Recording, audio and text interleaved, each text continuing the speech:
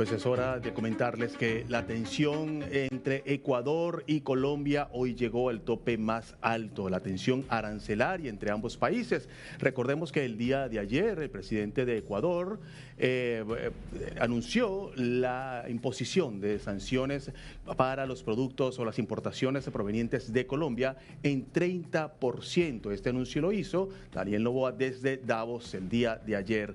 Pues Colombia hoy ha respondido con medidas similares, con medidas comerciales y medidas energéticas. El Ministerio Colombiano de Comercio anunció que se aplicarían el 30%, el mismo porcentaje, a 20 productos ecuatorianos que hasta el momento pues no han sido identificados o mencionados. También el Ministerio de Minas y Energía anunció que no habrá por lo pronto más venta de electricidad al Ecuador.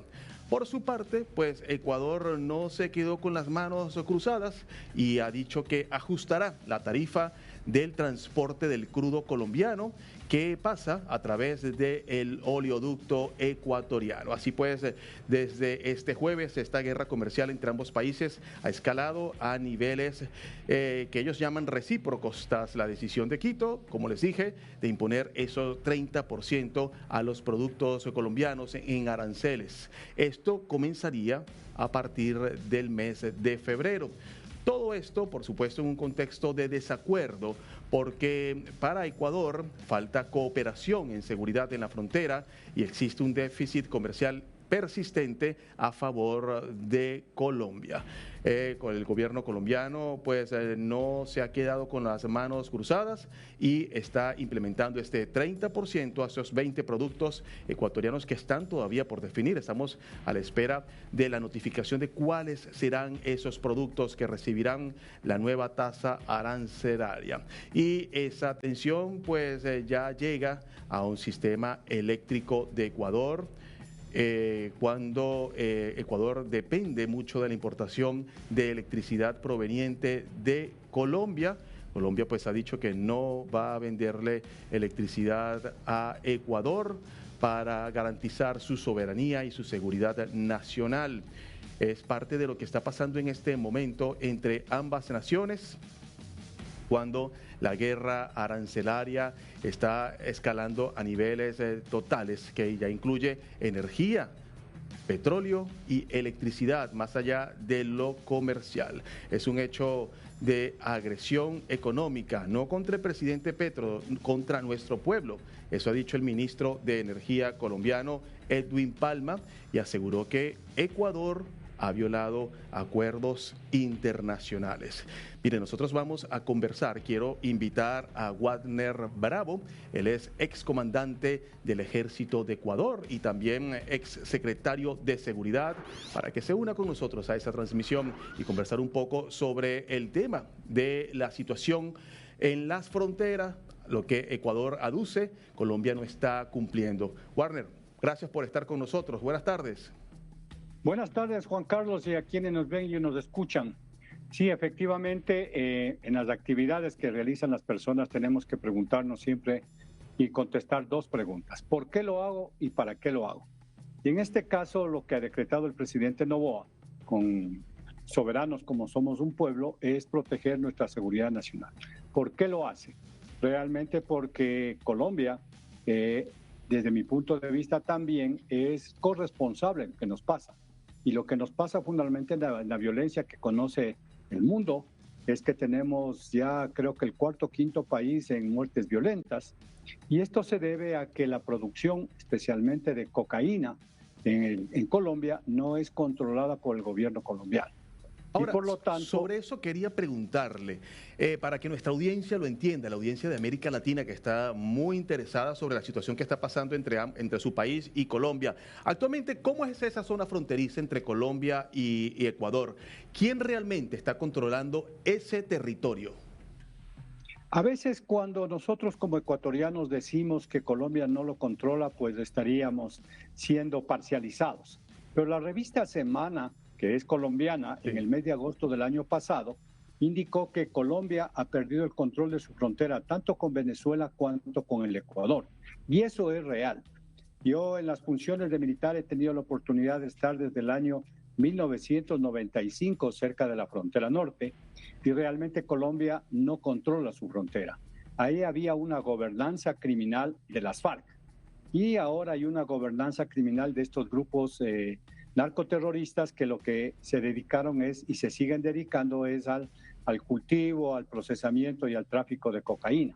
Quienes hemos estado en control directo de nuestra frontera norte es el Ecuador. Nosotros en algún momento tuvimos cerca de 35 destacamentos. En este momento no sé cuántos tenemos, pero teníamos cerca de 15,000 hombres para proteger nuestra frontera. Y no así Colombia. Por eso digo que hasta el día de hoy, desde mi punto de vista, hay una gobernanza criminal. Y eso amerita que todos los problemas, especialmente de narcotráfico y todo lo que lleva a esto, violencia, tráfico de armas, lavado de dinero, nosotros tengamos los coletazos. Y esa es una de las razones y el por qué el presidente he pedido, y no solamente yo, sino muchas personas, de que Colombia tiene que erradicar las plantaciones ilegales de hojas de coca. Se lo puede lograr. Eso lo hicieron con el apoyo del Plan Colombia en el año 2005, donde el expresidente Uribe llegó a tener cerca de 40,000. Hoy Colombia tiene cerca de 300,000. Y no lo decimos nosotros, lo dice también las Naciones Unidas en su informe anual de drogas, Juan Carlos. Señor Warner, la cocaína producida en Colombia cruza hacia Ecuador. ¿En qué cantidades pasa esta cantidad de droga y por qué Ecuador se ha vuelto tan estratégico y necesario para los carteles de la droga colombianos? Bueno, estamos rodeados, Ecuador está rodeado de países productores de cocaína. Colombia el primero, segundo Perú y tercero Bolivia. Habida cuenta de que el mascar la hoja de coca era parte de la cultura andina, pero eso pasó a otro nivel. Y se nos dice que aproximadamente el 60 o el 70% de la cocaína producida en Colombia pasa al Ecuador. Ya son problemas internos nuestros. Desde mi punto de vista tenemos una débil institucionalidad para poder controlar esto. Pero si no tuviéramos la cocaína producida en Colombia, pues no pasaría eso. También se nos ha dicho, y hay un reportaje de New York Times de hace 4 o 5 meses, que somos una autopista de exportación de cocaína. La Autoridad Marítima Internacional nos dice que aproximadamente el 40% de la cocaína que llega a Europa sale desde nuestros puertos. Entonces, esta lucha, desde mi punto de vista también, que es un ataque del crimen organizado a América del Sur, no solamente al Ecuador, a Colombia y a todos los países, inclusive ya está llegando a Argentina, tenemos que todos ponernos de acuerdo y todos tenemos que hacer un trabajo para que en general todos podamos lograr tener una mejor paz. Pero Colombia no lo hace, sigue creciendo la cocaína. El presidente Petro hace 2 años en las Naciones Unidas, en el foro de septiembre, dijo que no le preocupa las plantaciones de hojas de coca, que lo que le preocupa es el petróleo, que es el que daña el medio ambiente. Entonces, con esa visión, no hay una erradicación, no hay un control, no se ha hecho nada y más bien ha proliferado los grupos delincuenciales y también la producción de cocaína, Juan Carlos. Señor Warner, ¿cree usted, desde su experiencia, usted como exsecretario de Seguridad y como comandante del Ejército de Ecuador, cree usted que la gran cantidad o la alta tasa de violencia que existe hoy en las ciudades ecuatorianas se debe en parte a esa frontera tan permeable que está prácticamente sola por parte de Colombia? Sí, efectivamente eso sucede, Juan Carlos, porque si no tuviéramos la producción de cocaína en el norte de nuestro país, en Colombia, realmente tendríamos problemas desde mi punto de vista de minería ilegal, porque los Andes cruza todo Sudamérica y hay un gran potencial minero. Pero las muertes son porque los grandes carteles de la droga han visto la débil institucionalidad y la habilidad del Ecuador y nuestra posición geoestratégica. Tenemos la punta más saliente al Océano Pacífico y también las Islas Galápagos, que de una u otra forma sirve como una especie de plataforma logística para estos delincuentes que recargan combustible ahí y van para allá. Entonces, yo lo he determinado hace mucho tiempo, y creo que el Ecuador también, que la causa de nuestros problemas es la producción de cocaína. Eso conlleva lavado de dinero, tráfico de armas, tráfico de explosivos y muchas otras cosas más. Y Estados Unidos, ¿y por qué se toman estas medidas, Juan Carlos? Estados Unidos le desertificó a Colombia hace 3 o 4 meses. ¿Y qué quiere decir una certificación? Que ellos tienen un programa, los Estados Unidos, tratando de evitar que llegue la cocaína o la droga a los Estados Unidos, para que los países que apoyan a la lucha esta internacional que tenemos de de eliminar el crimen organizado y especialmente el narcotráfico, demuestran con sus acciones que están apoyándonos entre todos. Al parecer, los Estados Unidos, dice Colombia, con la subida de los grupos delincuenciales, de estos narcoterroristas, con la mayor producción de cocaína que llega a cerca de 4.000 toneladas al año, no solamente en Colombia, sino en el área, y que puede llegar al final del consumidor 25.000 toneladas, digo yo, porque le mezclan con todo. Entonces dice, usted no demuestra, le quita la desertificación, eso quiere decir el apoyo, los recursos, y recordemos que con esta salida del señor Maduro de Venezuela, también le dijo, haga esfuerzos, demuestre que nos estamos apoyando por la seguridad cooperativa, que es de América, para que todos podamos luchar contra el crimen organizado y, como digo, volver a la paz en toda América del Sur, Juan Carlos. Ahora, en este momento hay más fuerzas ecuatorianas o colombianas en esa zona. ¿Cuál de los dos países tiene una real presencia en la zona que está siendo afectada? Después de la paz con el Perú, Juan Carlos, en 1998, responsable de Fuerzas Armadas Ecuatorianas con el aval político, hicimos un cambio estratégico de nuestro centro de gravedad. Estaba al sur por la amenaza que siempre tuvimos de las fronteras con el Perú y lo pasamos al norte. Y ahí todavía no crecían estos grupos que ya no tienen ni Dios ni patria, porque como quiera las FARC supuestamente tenía un comando central. Ellos controlaban y tenían todo el control del territorio sur y mucho territorio colombiano. No querían abrirse otro frente con las fuerzas ecuatorianas. 540 kilómetros más o menos, del cual el 90% es selva, mucha línea porosa. En el sector de Mataje, en nuestro noroccidente, realmente el agua de un río que se llama Mataje nos da en las rodillas. Eso nos da la idea de que cualquier parte es permeable. Y por lo tanto, ante esa responsabilidad, como digo, nosotros hemos puesto cerca de 15.000 hombres. Hoy día deben estar unos 8 o 9.000 porque hemos tenido que sacar personal para apoyarle a la policía en esta lucha que tenemos ya al interior de estos grupos delincuenciales. Pero Colombia tiene, si no estoy mal, 3 o 4 puntos y que no tienen permanencia real. Lo que tienen es fuerzas móviles, las fuerzas de tarea móviles que ellos les llaman, entran, actúan y rápidamente retornan. Frente a la provincia del Carchi, a quienes puedan ver en nuestro mapa, hay un punto que se llama Barbacoas. Ese punto es el punto de mayor producción de cocaína pura para exportarse. Y entonces, lo que yo he dicho, yo he estado de comandante en la frontera norte desde hace 25 años, ¿por qué no controlan su frontera? O sea, y no es cuestión de decir si estamos controlando, tenemos fuerzas que son móviles, y hoy estamos haciendo operaciones de espejo. ¿Qué quiere decir? Que cuando ellos actúan, nosotros actuamos al mismo lado para evitar que se expanda este conflicto. Pero realmente no hay una presencia, no hay una gobernabilidad del Estado colombiano. Lo que hay en el sur de Colombia, con respeto del pueblo colombiano, es una gobernanza criminal.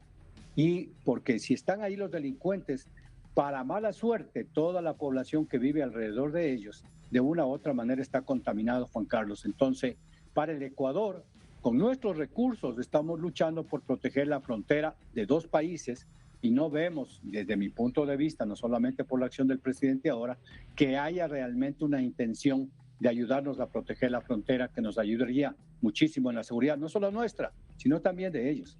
Warner, ya nos queda poco tiempo. Quiero preguntarle rápidamente esto. ¿Cree usted que en este contexto de tensión se justifica la imposición de esos aranceles del 30% como medida de presión a Colombia? Yo creo que sí, Juan Carlos, yo lo había dicho y aquí inclusive con ustedes hace algún tiempo, que hay países corresponsables de lo que nos pasa, los que consumen. Porque si no consumieran, no hubiera producción, los que producen y donde están los grandes carteles de la droga.